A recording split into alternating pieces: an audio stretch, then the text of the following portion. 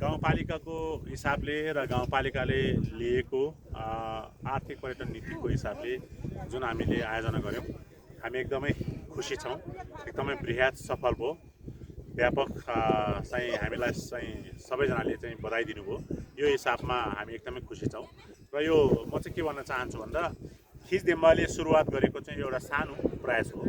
यसलाई चाहिँ राष्ट्रले नै अपनत्व लिनुपर्छ, किनभने राष्ट्र आज अर्थतन्त्र डामाडोल भएर युवाहरू देशमा भस्न नसक्ने अवस्था, बाँच्नै नसक्ने अवस्था भएको अवस्थामा केही न केही टेवा पुगोस्, आफ्नै गाउँठाउँमा के गर्न सकिन्छ भन्ने खिचदेम्बाले लिएको एउटा कार्यक्रम हो पर्यटनसँग सम्बन्धित र खेलाडीसँग सम्बन्धित भएकोले एकदम राम्रो हो।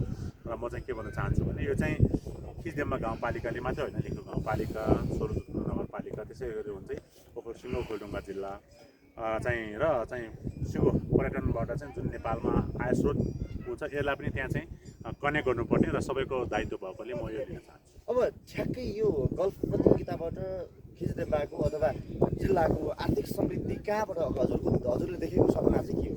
यसलाई यो मेरो तेस्रो वर्ष हो। ठ्याक्कै तेस्रो वर्षको चाहिँ दोस्रो दिनमा बोलिराखेको छु। वैशाख 30 2079मा निर्वाचन भएको, आज 2082 वैशाख 2 गते बोलिराखेको छु। यसलाई चाहिँ हामीले पहिलो वर्ष निर्वाचन पश्चात हामीले चाहिँ हाम्रो टिमले थोरै बजेट राख्यौँ र यो ठाउँमा गल्फ सम्भव छ भन्ने कुरा मैले अमेरिका बस्दै गर्दा देखेको थिएँ र थोरै बजेटले हामीले सर्वेक्षण गऱ्यौँ, सर्वेक्षण पास भयो। दोस्रो वर्षको बजेटले हामीले चाहिँ यो खेल मैदान बनाउनलाई राख्यौँ, जो खेल मैदानहरू भने चाहिँ त्यसपछि गएर तेस्रो वर्षको बजेट हामीले टुर्नामेन्ट नै गरायौँ र टुर्नामेन्ट गराउँदाखेरि चाहिँ हामीले आन्तरिक खुल्ला प्रतिस्पर्धा मात्रै हुन्छ सोचेको थियौँ, तर 6-7 वटा राष्ट्रबाट चाहिँ साथीहरू आउनुहुन्छ भने त्यत्रो चुम्न हाम्रो हाई एक्सपेक्ट थिएन। तर यस बारेमा हामी एकदम खुसी छौँ। अहिले जापान, होइन, क्यानाडा, युके, युएस र चाहिँ कोरिया लगायतका साथीहरू आएर चाहिँ एकदम उत्साहपूर्वक खेल्नुभयो। हामी एकदम खुसी छौँ। हजुर, अब ठ्याक्कै जुन यो खिचदेम्बाको देम्बा डाँडालाई गल्फ कोर्सको रूपमा स्थापित गर्नुभयो हो, अब यसको थप विकासका लागि अझ यसलाई प्रोफेसनल गल्फ प्लेइङ स्टेडियम बनाउनको लागि चाहिँ कसरी लागि पर्दै हुन्छ, के गर्दै हुन्छ? यसलाई अब थप त्यस्तै चाहिँ हाम्रो चाहिँ गल्फ प्रोजीहरूको र गल्फ खेलाडीहरूको सल्लाह सुझावलाई हामीले नोट गरेका छौँ। अब धेरै संरचनाहरू बनाउनु पर्दैन, मात्रै तपाईँको चाहिँ यो एकदमै हाइएस्ट ठाउँमा भएको हुँदा तपाईँहरूको गल्फर यो चाहिँ ट्रेक एन्ड गल्फ हो। यो हान्दै खेल्दै ट्रेक जाने र फर्किने त्यो खालको ट्रेक एन्ड गल्फ भएको हुँदा यहाँ चाहिँ हाम्रो थोरै ग्राउन्डको लागि अलिकति बजेट र रेजिस्टर अफिस र उहाँहरूको सामान सधैँ यहाँ राख्नको लागि विश्वासिलो स्टोर रुम र प्लस चाहिँ अलिकति यो चाहिँ उहाँहरू आएर पाल टाँगेर बस्न नसक्ने तर एउटा चाहिँ रुम टाइपको रुम बनायो भने त्यसमा सुइदिन्छ भने त्यो सानो सानो घरहरू बनाउनु हो।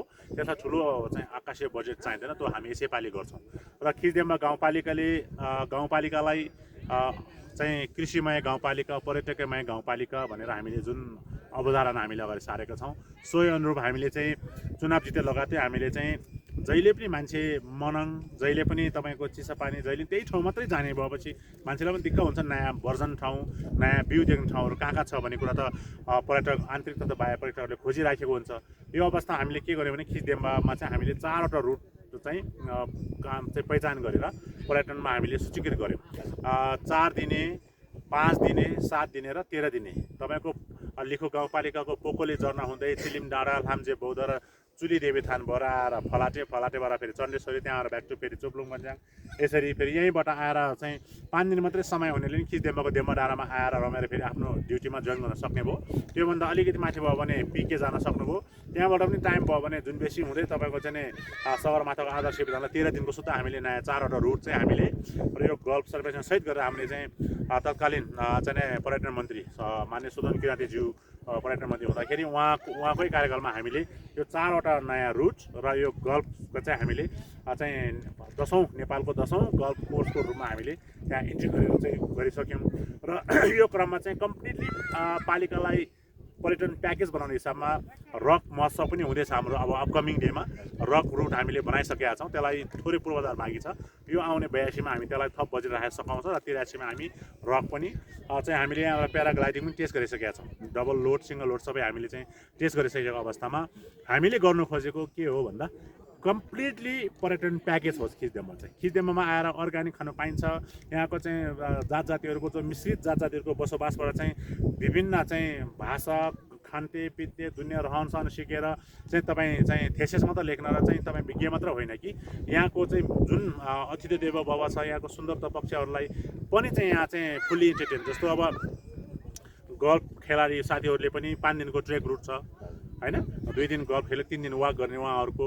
र त्यस्तै गरेर चाहिँ रक क्लाइम्बर साथीहरूको त्यस्तै लगायत यहाँ चाहिँ भ्यू पोइन्टहरू त्यस्तै भएकोले होइन, मठ मन्दिर गुम्बा हरेक कुराहरू भएकोले यसलाई सुमसुमाउँदै छमाउँदै मनमा राख्दै आधार सगरमाथा आधार शिविरसम्म जाने बाटो गाउँपालिकाले लिएको हुँदा पर्यटनबाटै के गर्न सकिन्छ भन्ने र खिचडेम्बाको प्रचुर सम्भावना पनि भएकोले हामीले यसरी चाहिँ लगानी गरेर काम गरेको हो र हामी साह्रै खुसी छौँ यो मानेमा। र खिचडेम्बा गाउँवासी खिचडेम्बा नागरिक साथीहरू सबै एकदमै गर्नुपर्छ। अब चाहिँ के गर्नुपर्छ, अब चाहिँ धेरै भयो, अब नेता पर्खेर हामी आफैले पनि मिलेर गर्नुपर्छ भन्ने हिसाबले जुन श्रम संस्कृतिको एउटा चाहिँ फेरि त्यो बसेको छ, छाप बसेको छ। यसले धेरै कुराहरू निर्माण भएको छ निःशुल्क। जस्तो मेरो ब्याकग्राउन्डमा तपाईँले देखिराख्नु भएको छ यो 83 लाख बराबरको चाहिँ तपाईँको चाहिँ यो गुरुपद्मा सम्भवक र यो चाहिँ ठुलो हामी बस्ने घर यो तपाईँको देखिराख्नु भएको छ। यो लगभग यो सेल्टर हाउस हो, किन यो यस्तो चौपट ठाउँमा आउँदा तपाईँको कुनै पनि बेला असिना पानी दुनियाँ हुरी बतास आउने हुँदाखेरि उहाँहरूलाई सेल्टर हाउसको रूपमा चाहिँ घर सुत्ता बनाइदिनु भएको छ। बाथरुमको हरेक कुराहरू सबै छ। यो चाहिँ श्रमदान मार्फतबाटै खिचडेम्बामा धेरै कुराहरू चाहिँ भएकोले र यो मानेमा पनि हामी बुझ्छौँ खिचडेम्बाको युवाहरू, खिचडेम्बाको बुद्धिजीवीहरू, खिचडेम्बाको राजनीतिक साथीहरू अब पार्टी होइन, अब चाहिँ विकास हेर्नुपर्छ र हामी सबै जुट्नुपर्छ भन्ने पक्षमा लागेको देखिन्छ। त्यसर्थ पनि मलाई एउटा उमङ्ग एउटा जोस जागर थकित छैन, म अझै कुद्न रेडी छु भन्ने चाहिँ मलाई फिल भएको छ। अब आगामी वर्षहरूमा यो गल्फ प्रतियोगिता अथवा यो खेलले यहाँ ठाउँमा निरन्तरता पाउँछ भन्ने आधार अथवा विश्वास कसरी? एकदम डेफिनेटली तपाईँको जसरी विश्वकै हाइएस्ट ठाउँमा विश्वकै हाइएस्ट गल्फ कोर्स छ लोमाथाङ, जो मुस्ताङमा पर्छ। मुस्ताङ अब खेलाडी साथीहरूले भन्नुभयो मुस्ताङमा गएर हाइएस्ट खेल्नु अलग कुरा, त्यहाँको चाहिँ भ्यूहरू त्यति देखिन्न, त्यो अलग कुरा छ। तर डेम्बामा विश्वकै तेस्रो हाइएस्ट यो डेम्बा डाँडामा आएर जुन हिमालको तपाईँको चाहिँ सिमाला लगाए जस्तो हिमालको काखमा बसेर गल्फ खेल्नु र यताउति हेरेर भ्यू देख्नुको छुट्टै मजा छ।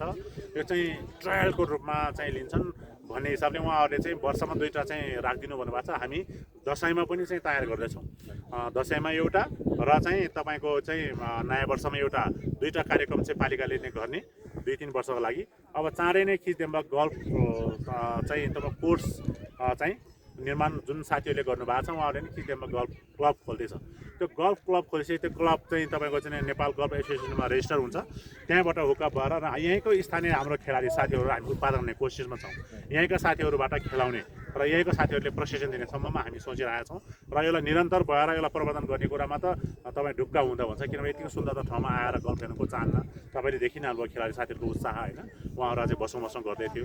सो हामी सबैलाई इन्भाइट गर्न चाहन्छु र यसमा पूर्वाधार विकासमा थोरै कमी भएको छ र यो पनि उहाँहरूले इनफ छ यो पनि भन्नुभएको छ। यहाँ डिस्ट्रोय नगर्नु यस्तैमा राम्रो हो भन्नुभएको छ। यसलाई अलिकति हामी सुधार्ने पक्षमा हामी छौँ। हस्, यहाँको समय र संवादको लागि धेरै धेरै धन्यवाद। यहाँहरू सबैलाई धन्यवाद छ। जतिजनाले यो 2082 को यो गल्फ महोत्सवलाई सफल पार्नलाई यहाँहरूले विभिन्न आफ्नो ठाउँबाट जोडेर हामीलाई सफल पारिदिनु भएको छ। खिचडेम्बा गाउँपालिका सदैव तपाईँको ऋणी छौँ र यस्तै तपाईँहरूको चाहिँ ऊर्जा सार सहयोग सल्लाह सुझावको अपेक्षा खिचडेम्बा गाउँपालिका सधैँ गर्दछ।